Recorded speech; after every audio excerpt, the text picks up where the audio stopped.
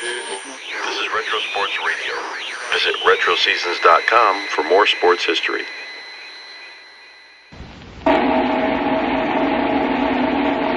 From Day to Durocher to Reese, it's Double Play with Durocher and Day.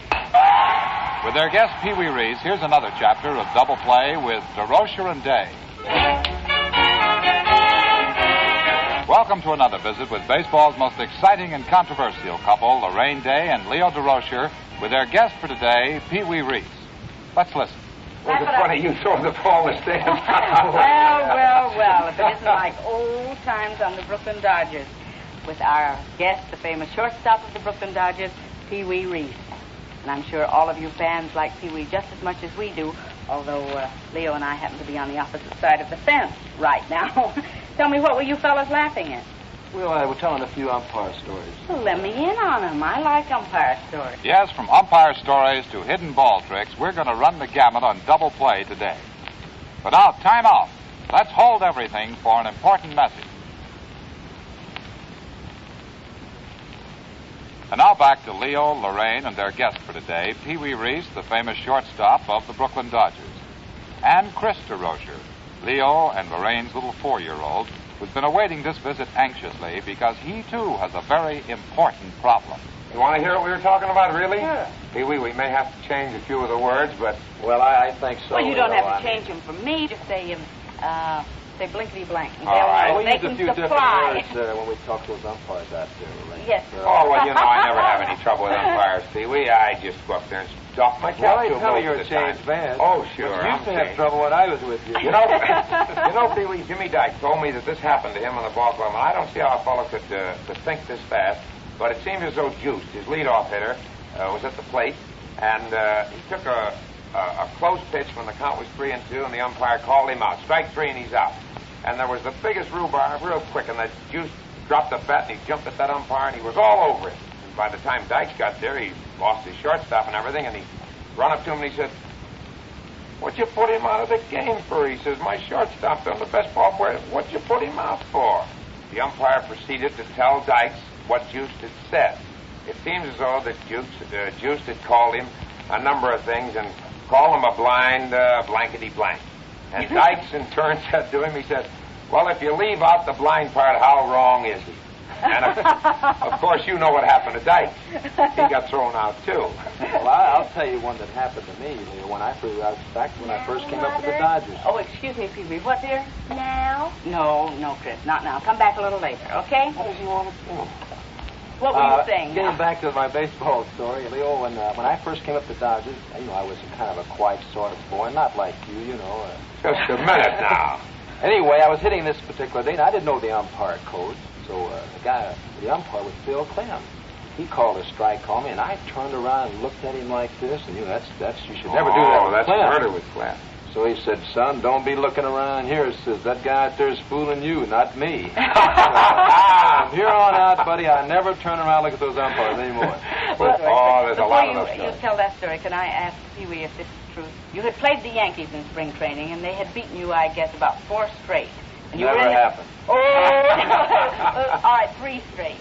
Well, anyway, the way this story goes, you were in this little southern town playing an exhibition game. Well, and the fans were giving you a terrific sighting, saying, "Yay, hey, what'd the Yankees do to you? What'd the Yankees do to you?"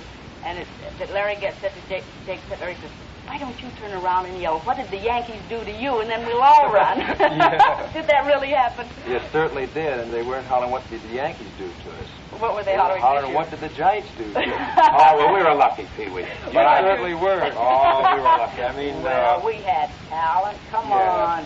one swish of the bat, Pee-wee, and it was all over. Well, you we know had that. to make it close. We played a little too close. I guarantee you, some of my players told me, they said, "We had them," you know that old expression, Pee-wee? We had 'em all the We way. had them all the way. I said, "I wish you'd have let me know because it got awful tight. We couldn't have gone much further." But there's a Clem story, and this happened to me when I was playing. I was with the St. Louis Cardinals, and Bill Clem was umpiring behind the plate. And there was a saying that if you ever hollered at Bill Clem and said, "Hey, catfish," and he heard you, and you were a player, right now you were out of the game. It was just something that you couldn't call Mr. Clem. This day there was some fan off behind home plate, and he kept hollering at Clem, "Hey, catfish, catfish," and Clem couldn't spot him. So I was at the plate, going to take my turn at bat, and Clem brushed off the plate, and he said to me, "Will you point that fellow out to me? See if you can spot that gentleman that is calling me that name." And as he stood up, brushed the plate off, I stood there, and I looked, and I said, "He's right." And I no sooner than started to point, he said, "Don't point, you blankety blank blank." And I said, "What are you getting on me for?" He said, "Don't, you numbskull." So naturally, I stood at the plate, and as usual, 1, 2, 3, and he says, "You're out." And I walked back to the bench, and as I get back to the bench, I looked up, and he was walking over and had the police put that man out of the park. It's twice I know that since I've been in baseball that when Clem was an umpire, that he had fans put out. You just couldn't call that. Oh, no. You were telling me a story once about Clem and McGraw. What was it? Was it McGraw? Yeah, that's what it was. I think McGraw was hitting, because I heard this story. Of course, I wasn't there at the time. But anyhow, McGraw Clem had called 2 strikes on McGraw, and the third one he called it a ball. So McGraw said, "Clem says that was the same place the other 2 were." And he said, "Well, in that case, you're out." Well, I guess we better get to these questions, and we'll never get them answered, although I could go on forever listening to these wonderful umpire stories. This is from Bangor, Maine. Mother? No, dear. Come back a little later. Not now, Chris. What does he want to do? Just a minute, dear. This one says, "Dear Lorraine, here's something I've always wondered. How does an infielder get possession of the ball without the base runner knowing it on the hit and ball play?" Bob Forsythe. Okay, you're an infielder. But You ever I'm not pulled the too hit much and of ball a trick trick? artist with the ball, but I have done it. I've worked it one time since I've been in the major leagues. And I worked it suppose on- it's against the Giants. No, it wasn't. I wish it were. Oh, fine thing. The way I did it, I took the ball in and just act like I put the ball in the pitcher's glove. Well, I didn't. I just stood there and talked to the ball, and I slipped it in the back of my glove, in between my palm and my glove. And I walked back to my position and walked over to talk to the guy on second base until he started to talk to me. All of a sudden, I had the ball, and I said, "Buddy, you're out." And the umpire called. Sometimes the umpire, you have to call the umpire's attention to it because they even fool Yes, the umpires don't know you have the ball, and if they don't see it, naturally, they're not going to call him out. I just don't remember, Pee Wee, who did it to us. I know Connie who did Ryan. it. Connie Ryan did it, but who was the player? Who did you pick off? Lockman. Was it Lockman? Yeah, and I know I was coaching too, and they really gave it to me, and I didn't know Ryan had the ball. A coach should watch it because if the pitcher gets anywhere near the rubber, that's a balk. He can't get up on that mound. He can't get in anywhere in the vicinity of the rubber. A lot of times around the mound, the pitcher will go and get The rosin bag. rosin bag, and it's shaped a little bit like a ball. You know, he can put the rosin bag in his glove, and you can fool the runner sometime like that. But it's usually probably the coach's fault. Sure, it's the coach's fault. I He mean, should have found the ball. Yeah, sure. I can remember a game where the fans told you, and you were coaching at third, and they kept yelling, "The ball, the ball, the ball." I don't know which club it was. Well, I've had but it I was happen. there. I've had it happen And where the finally fans have hollered. You called time and Sure. asked to see where the ball There's a was. lot of times you don't know where the ball is. You'll be thinking of something else. Your mind's a million miles away. You're thinking of well, I got to get this run. I'm going to butter. I'm going to hit and run. The first thing you're going to look up and your man's out. And I would say it's quite embarrassing if you are the manager and you are coaching. And the player. Well, let's say it's embarrassing all the way around. Yes, it is. Well, let's go on to our second question from Topeka, Kansas. Joe Risdis, I think.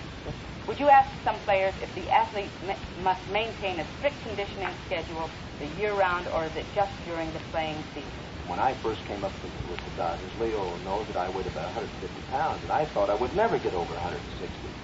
But now then, I weigh about 175, 180 strips, and I have to watch my weight, so I do. I ride a bicycle a lot in the wintertime, and I work out with a basketball team, and I live right across from the park, and I go over there and I have a bird dog, and I work out with that quite a bit. So I do think that you have to watch your diet, you have to watch what you eat in the wintertime, and you have to keep your legs in shape, because if you build your legs up in the summertime, and you just completely let them go in the wintertime, then you have to build them back up again. I think it takes something out of them. You do play a lot of golf, too, don't you? Oh, Pee Wee, in yes, the winter. by the way. Yeah, he plays a lot of golf, and a real good golfer, by the way. What are you, a 2, Pee Wee, or a 3? No, I'm about a 5. Oh, about a 5. Well, that's one of those 5s, a Louisville 5. He's Now, a 5. Yes, he's really a 2 or a 3. That's his correct handicap. But in Louisville, of course, they give him 5, and that makes it easy for him. Well, speaking of golf, how about letting our sponsor tee up right now?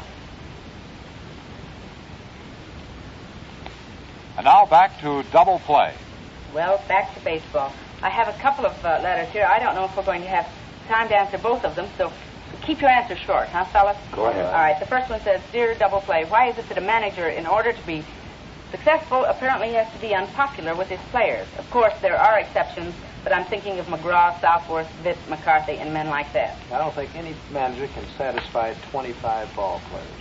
Well, you can't satisfy, it's awfully hard for one person working in an office of 10 to satisfy everyone. I mean, the guy who thinks that he should be pitching, and why aren't I pitching? Why, he must not like me, and I'm a better player than this guy playing. I think it happened on every club, Leo. It certainly does, Pee Wee. There's no way that a manager can satisfy everyone, and you have to change your mode of living, your tactics, and everything else the minute you become a manager. You have to stop being real buddy-buddy with your players. You can be close to them and be very popular with them, I believe, but you just can't be as close to them as you were when you did play with them. You do the best you can, and you have to rub certain ones and kick certain ones to get the full amount out of everybody. What about this? I'm only 5 feet 6 inches and weigh 145 pounds, but want to play professional baseball. Please let me know if I have a chance, or is my size against me? When Pee Wee first joined the Brooklyn Ball Club, the first year that I was over there, he looked like he belonged in one of the high schools. He looked like a little bitty boy. Probably played like it. No, all I know is this, that I took one look at him and I said, that's all. I hit him a few ground balls and I knew that my glove was about to be hung up and left there. And I don't think you have to be a big fella or anything else. I don't think size enters into it. And I know Pee Wee can name some players for you that'll prove that. Well, I don't like to mention that other league, but we can name a player with the Yankees. It's not exactly a big strapping fella, but he does a fair job over there. Shortstop, I would say. But you usually try and have a very tall fellow playing first, don't you? Well, not necessarily. It's better if you can. We had Camilli. He wasn't any taller than No. I. Of course, he's a lot broader, but he was about 5'10". What about a catcher? Can a little guy catch, or should it be a big guy? I would say a big guy again, because a catcher takes a lot of punishment back there. And you want a nice big target, too, for the right. pitcher. I'd rather have big men behind the plate. Would you please show me how to play marbles? Pee Wee, ever since Chris heard that you were coming over, I promised him that you would show him how to play marbles. I'd love to, Chris. You sit right over here, and I'll show you. You know, this is how Pee Wee got his name. He used to be the champion marble player. First, Chris, I want you to get this marble out so you can get it out. Can you get one up now? That's All Let's right. see how you hold it now.